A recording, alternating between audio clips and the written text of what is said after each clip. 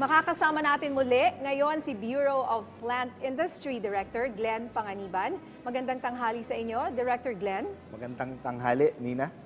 Kumusta naman ang BPI ngayon, yung Bureau of Plant Industry, hindi yung bangko? Yeah. Meron kayong magandang ibabalita sa amin. Well, tayo sa Bureau of Plant Industry, patuloy ang ating serbisyo sa ating mga stakeholders.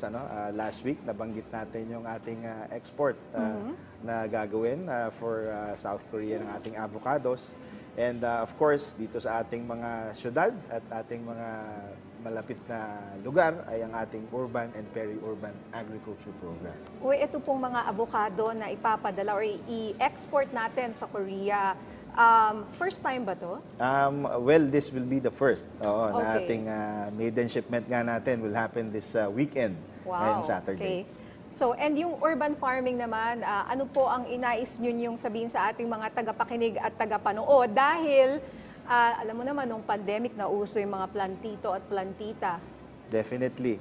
Itong urban agriculture, although ito ay matagal na nating ginagawa, yun nga, na sumikat siya during the pandemic, ito ay ating ini-encourage ating mga pamayanan, ating mga even individual households para magkaroon sila ng alternative source.